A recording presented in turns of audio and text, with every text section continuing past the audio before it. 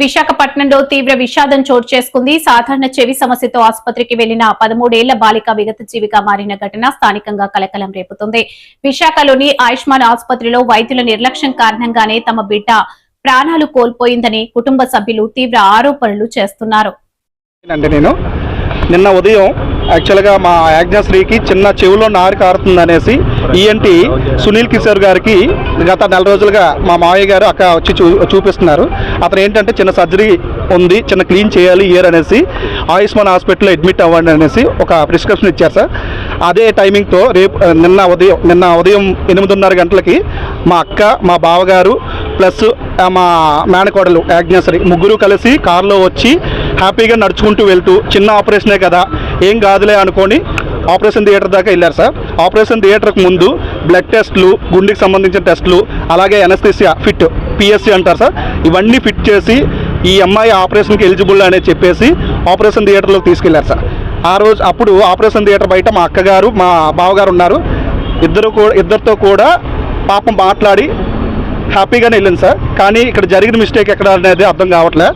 Operation థియేటర్లోకి వెళ్ళిన తర్వాత ఎనస్థీసియా డాక్టర్ జనరల్ ఎనస్థీసియా ఇచ్చిన తర్వాత ఆపరేషన్ స్టార్ట్ చేసే ముందు ఒకేసారి బీపీ రేజ్ అయిపోయి సాచురేషన్ రేజ్ అయిపోయిందని ఎనస్థీసియా డాక్టర్ హడావిడి చేసి అమ్మాయి సిచ్యువేషన్ కండిషన్ బాగాలేదనేసి ఆపరేషన్ ప్లాన్ చేసింది కాస్త ఆపరేషన్ ఆపేసి ఆ అమ్మాయిని హఠాహఠగా ఐసీయూకి షిఫ్ట్ చేశారు సార్.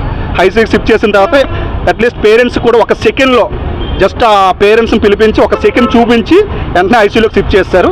ఐసీయూలో ఏ డ్రామా జరిగిందో తెలియట్లేదు. కానీ నైట్ వరకు ఆ డాక్టర్స్తో మాట్లాడితే, మా బావగారు వెళ్ళి మాట్లాడితే 24 గంటల వరకు ఆ అమ్మాయి తెలుగులో రాదండి, చిన్న సడేషన్ ఇచ్చాం, మీరేం ఇబ్బంది పడాల్సిన అవసరం లేదన్నారు సార్.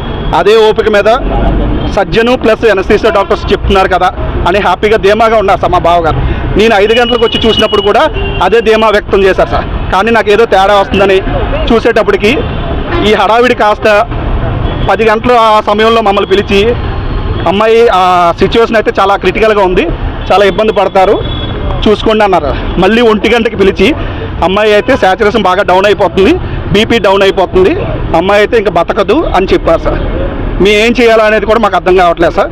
చిన్న మైనర్ సర్జరీ అని తీసుకొస్తే పూర్తిగా శవమై మా పాపని ఇచ్చారు సార్. ఎంత బాధ అనిపిస్తుందంటే నడిచెళ్ళిన పాప మళ్ళీ అదే స్ట్రెచర్ మీద శవమై వస్తుంటే చాలా బాధ అనిపిస్తుంది సార్. రెండోది, ఇది ఎనస్థీసియా నిర్లక్ష్యమో, సర్జన్ నిర్లక్ష్యమో, లేకపోతే ఆయుష్మాన్ హాస్పిటల్ యాజమాన్యం నిర్లక్ష్యమో అర్థం కావట్లే. ఇలాంటి సర్జరీలు చేసుకోవాలన్నా భయపడాల్సి వస్తుందండి. చిన్న గోరి సర్జరీలు చేయాలని భయపడాల్సి వస్తుంది. కాబట్టి తగు న్యాయం చేస్తారని మనస్ఫూర్తిగా కోరుకుంటున్నాను. మీడియా విలేకరులు, అలాగే డిఎంహెచ్ఓ గారు, హెల్త్ మినిస్టర్ గారు, ప్రతి ఒక్కరూ ఈ యొక్క సందేహం మీద మీరు పునరాలోచించి ఇదే విధంగా స్టేషన్ కూడా కంప్లైంట్ రేజ్ చేసాం. మాకు తగిన న్యాయం జరిగి ఇంకో పాపకు కానీ ఇంకో పిల్లాడికి కానీ ఎటువంటి అపాయం జరగకుండా చూసుకోవాలని మనస్ఫూర్తి కోరుకుంటున్నాం.